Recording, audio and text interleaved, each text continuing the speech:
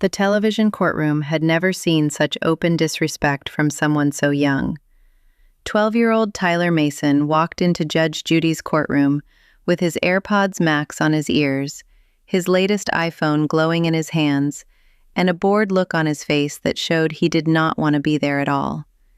His designer sneakers, worth more than some people's monthly car payments, made noise against the polished floor as he lazily walked to the defendant's table, without even looking at the elderly woman whose life he had purposely damaged for TikTok views. What happened in the next few minutes would become one of the most viral courtroom moments in television history, shared over 80 million times across social media. Judge Judy's response became a strong message for parents, teachers, and anyone who still believed that consequences matter in a world where children often seem impossible to control. But what makes this story so shocking is that Tyler did not just get a lecture, and he did not just lose the case. What Judge Judy did to this entitled 12-year-old was so exact, so angry, and so perfectly aimed at the place that would hurt him most, that it silenced not only Tyler and his enabling mother, but the entire courtroom, and later millions of viewers who could not believe what they were seeing.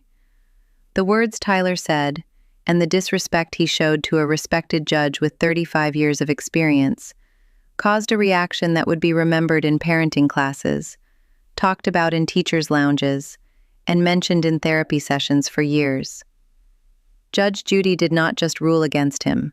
She gave a powerful lesson in accountability that would change the direction of this boy's life. Before we get to the moment when Tyler called Judge Judy a Karen to her face and said she had boomer energy, you need to understand who these people really were and what brought them to this explosive moment. Because this was not just about one rude comment or one ruined garden. This was about a behavior pattern that had been getting worse for years, encouraged by a mother who was too afraid to truly parent, and aimed at weak and vulnerable people who represented everything wrong with how Tyler had been allowed to move through life without facing real consequences. Tyler Mason was the perfect example of modern parenting gone wrong. At 12 years old, he had a TikTok account with 50,000 followers, built completely on content that made fun of adults, disrespected authority figures, and celebrated bad behavior that earlier generations would have been punished for harshly. His single mother, Jennifer Mason, had spent the 3 years since her divorce trying hard to be the cool parent, the understanding parent, the parent who treated her son like a friend, instead of a child who needed limits, discipline, and consequences. She worked as a marketing coordinator and earned decent money, which she spent freely on Tyler, buying him every new gadget, every expensive pair of sneakers, and every item he demanded, because saying no felt too much like conflict, and conflict reminded her too much of the failed marriage she was still emotionally dealing with. Tyler lived in a world with no accountability. When he talked back to teachers, Jennifer defended him and blamed the school system. When he was suspended 4 times in 2 years, she complained that schools did not understand creative kids. When neighbors complained about his behavior, she brushed them off as too sensitive and told Tyler to ignore the haters, using the same words he used for TikTok comments. She had already paid out $6,700 to 3 different neighbors over the last 18 months to make problems disappear, to keep Tyler from facing legal consequences, and to keep pretending her parenting style was working. It was not working. Tyler was becoming more entitled, more aggressive, and more convinced that his social media followers made him important, that adults were just obstacles to laugh at, and that consequences happened to other people, not him. The person who finally changed everything was 72-year-old Eleanor Rodriguez, a retired teacher who lived next door to the Masons and had spent 30 years building a garden that was her pride, her joy, and a living memory of her late husband. Eleanor Rodriguez represented everything beautiful about patience, dedication, and love that continues even after death. Her garden was not just a collection of plants. It was a living museum of her 40-year marriage to Eduardo Rodriguez, who had passed away from cancer 3 years earlier. Eduardo had planted the first rose bushes the week they moved into their modest home in 1983, working with his bare hands in the soil because they could not yet afford proper gardening tools. Over 4 decades, that garden had become something extraordinary. It had rare varieties that Eduardo had grown from cuttings, roses that bloomed in colors most people had never seen, and plants that professional horticulturists had offered to buy for thousands of dollars. Eleanor always refused to sell. These were not just flowers, they were Eduardo's legacy, her daily link to the man she had loved since she was 17 years old, and her reason to get out of bed every morning to care for something that still needed her. Mrs. Rodriguez lived on a fixed income from Eduardo's pension and her modest teacher's retirement. Every penny was carefully planned. She drove a 19-year-old Honda Civic that Eduardo had kept in excellent condition before his illness. She used coupons, shopped sales, and wore dresses she had owned for 20 years because they still fit and still looked respectable. But she gave her garden whatever it needed: special soil treatment, organic fertilizers, and careful watering systems that Eduardo had installed before he got too sick to work outside. She spent 3 hours every morning in that garden, talking to Eduardo as she trimmed, watered, and fed the plants, telling him about her day, asking his advice on problems, and continuing their conversation even though now only she could speak. The neighbors knew not to disturb Mrs. Rodriguez before 10 in the morning. Those were her hours with Eduardo, sacred and untouchable. Tyler Mason had moved in next door a year earlier when his mother bought the house during the divorce process. At first, the disruption was small. Loud music sometimes, normal child noise, nothing that deeply bothered Mrs. Rodriguez. She had been a middle school teacher for 30 years. She understood that children had energy and made noise. But Tyler's behavior got worse over time. Each event was worse than the one before it. Each line he crossed was more serious.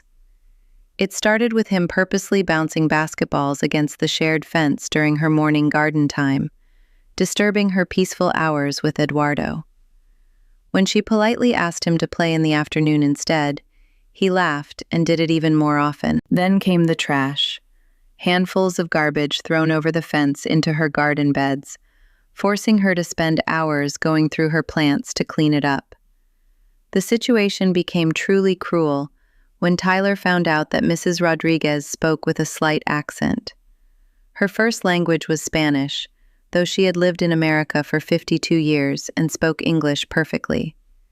He began filming her without permission, making fun of how she spoke, copying her accent in exaggerated ways, in videos he posted to TikTok with captions like, "My crazy neighbor," and "Why are old people so weird?" Mrs. Rodriguez, who had taught English as a second language for 15 years and helped hundreds of immigrant children do well in American schools, found herself being mocked for the same accent she had worked for decades to reduce. She tried talking to Jennifer Mason about Tyler's behavior. Jennifer gave a weak apology, promised to speak to him, and did nothing. The videos continued. The harassment got worse. Then came the morning that changed everything. Mrs. Rodriguez woke up at 6:30 as usual, made her coffee, and walked outside to begin her morning routine with Eduardo.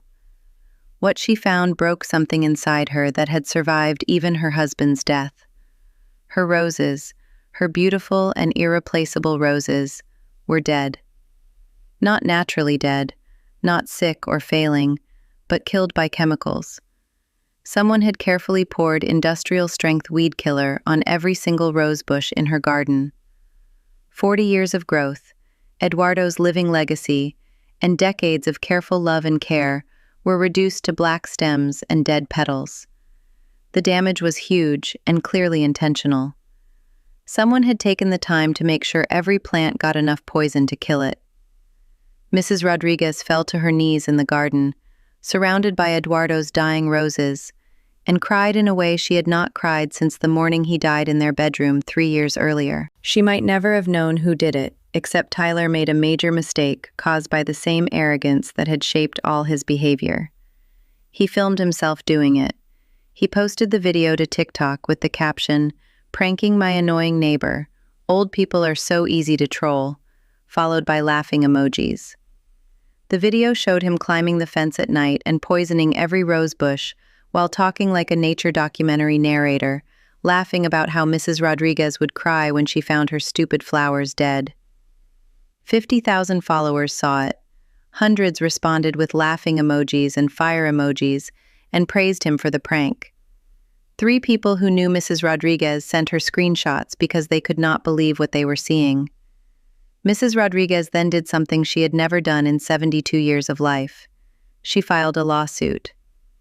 Eduardo had always handled conflict through conversation, reason, and trying to find common ground with people. She had adopted that same way of thinking and lived by it through years of teaching difficult students, dealing with difficult parents, and handling the challenges of public education. But this was not something conversation could fix. Tyler had committed a crime, filmed himself doing it, and faced no consequences from his mother. The police report she filed led to juvenile probation officers getting involved. But the real accountability would come in small claims court, where she sued for $2,400 to replace her destroyed roses and $800 for the emotional pain of losing something priceless. She had spoken with 3 different horticulturists who confirmed that roses of that age and rarity could not truly be replaced, that 40-year-old root systems produced blooms that new plants could never match, and that she was actually asking for less than her loss was worth. What Mrs. Rodriguez did not know was that Judge Judy Files' research team had looked far deeper than the basic facts of the case. When Tyler Mason's name reached Judge Judy's desk, something triggered instincts she had developed during 25 years as a family court judge in Manhattan, handling over 20,000 cases. She told her team to investigate every part of Tyler's background, and what they found painted a troubling picture of behavior that had been getting worse, hidden and supported by a mother too afraid to be a real parent. They found the 3 earlier incidents with other neighbors that Jennifer had paid to make disappear. They found school records showing suspensions and psychological evaluations that recommended intervention, as well as teachers' notes describing increasingly aggressive behavior. They found Tyler's full social media history, including videos he thought he had deleted, showing a pattern of targeting vulnerable people for content. Judge Judy spent 3 nights reviewing the evidence, and she walked into that courtroom feeling something she rarely felt anymore, after decades of seeing human behavior at its worst. She was truly angry. The courtroom had its usual busy energy as cameras captured what most people thought would be another normal small claims case. The audience had taken their seats, mostly retirees who had watched Judge Judy faithfully for years and enjoyed seeing entitled people face justice. Production assistants made final checks while the bailiff took his place near the bench. No one in that room knew they were about to see something that would later be discussed in parenting classes and shared by millions as the perfect example of what happens when consequences finally catch up to someone who thought they could never be touched. Mrs. Rodriguez entered first, walking slowly with the careful steps of someone whose knees hurt from years of kneeling in garden soil. She wore her Sunday best, a modest floral dress she had bought from JCPenney 15 years earlier, and still cared for carefully because good clothing lasted if you treated it right. Her daughter came with her for support, carrying a folder of evidence that included photographs of the garden before and after, printouts of Tyler's TikTok video, statements from the horticulturists, and pictures of Eduardo planting the first roses back in 1983. Then Tyler and Jennifer Mason entered, and the mood in the courtroom changed immediately. Tyler walked in as if he were entering a shopping mall. AirPods Max covered his ears, his phone was held at eye level as he likely scrolled through TikTok, and he was completely unaware of the seriousness of the courtroom or why he was there.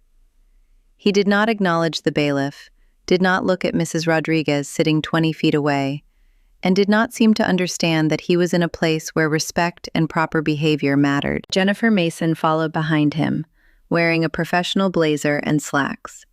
Her face showed the nervous tension of someone who knew the situation was serious, but had no idea how to control her son anymore.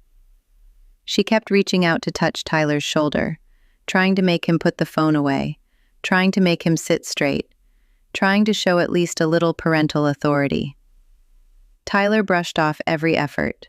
His body language clearly showed that he had no respect for his mother, no concern about the hearing, and no awareness that he was about to face someone who had spent 35 years cutting through people exactly like him. Judge Judy watched their entrance with the calm, patient expression of a predator studying prey, noticing every detail of Tyler's body language, every dismissive movement, and every sign of the entitlement that had brought him into her courtroom. She had seen thousands of defendants walk through those doors, but something about this 12-year-old triggered every instinct she had built over decades of recognizing people who needed hard lessons. The bailiff called the court to order, and Judge Judy leaned slightly forward in her chair, with that small smile at the corners of her mouth that experienced viewers recognized as the calm before a storm. She had already made up her mind in the first 30 seconds of watching him, and now she was ready to completely break down the false image of this entitled child who thought social media followers made him important. Judge Judy began the hearing with her usual sharp focus, her voice cutting through the room like a knife. "Mrs. Rodriguez, you're suing Tyler Mason for $3,200 in damages to your property. Tell me what happened." Her tone was professional, but there was something underneath it that suggested she already knew much more than the simple facts of the case.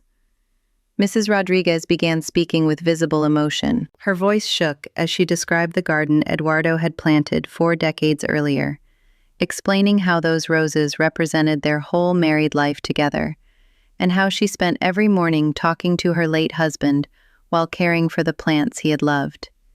She showed the photographs.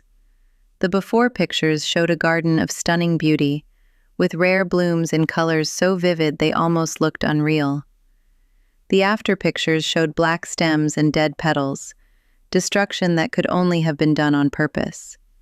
Then she played Tyler's TikTok video on the courtroom screen, and the audience audibly gasped as they watched a 12-year-old boy describe the deliberate destruction of an elderly woman's most precious possession, while laughing about how she would cry when she discovered what he had done.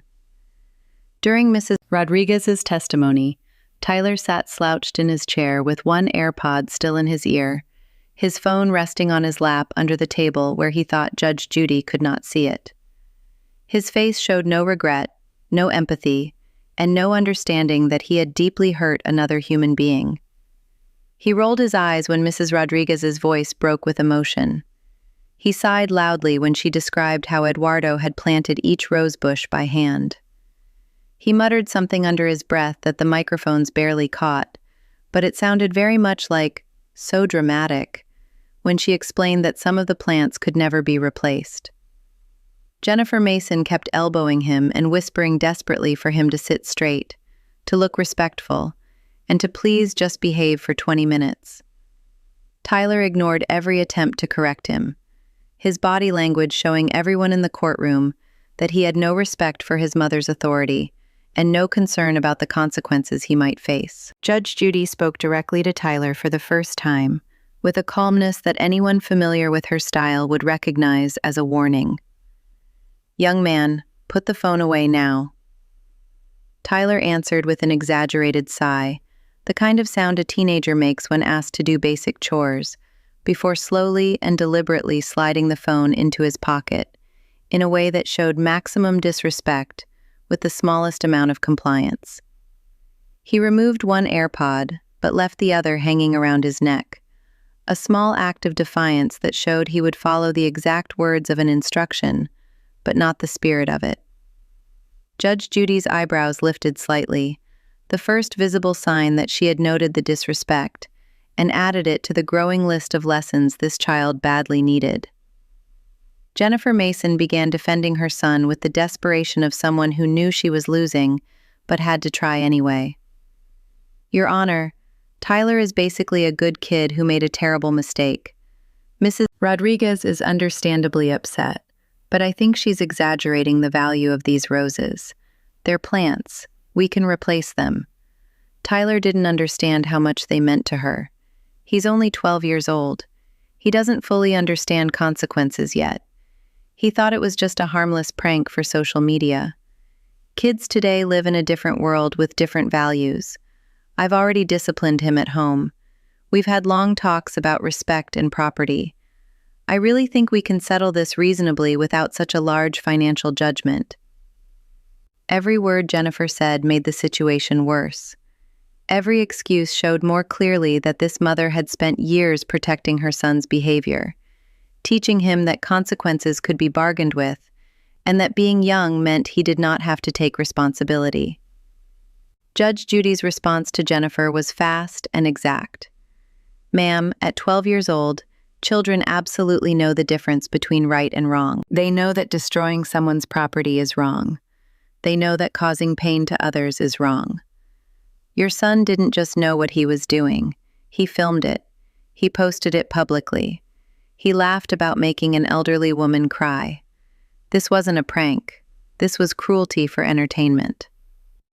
Then Judge Judy turned all her attention to Tyler, her voice carrying the weight of 35 years of judicial authority. Young man, look at me when I'm speaking to you. Tyler finally pulled his eyes away from his lap, where his hand had slowly drifted back toward his phone. He looked at Judge Judy with a face that mixed boredom and mild irritation, as if the whole hearing was just an annoying interruption to his day. Judge Judy asked the question that would trigger the moment that silenced the room and changed everything. Do you understand that what you did was wrong? Tyler answered with the casual, dismissive attitude of someone who had never faced real consequences and truly believed he never would. I mean, like, it's literally just flowers.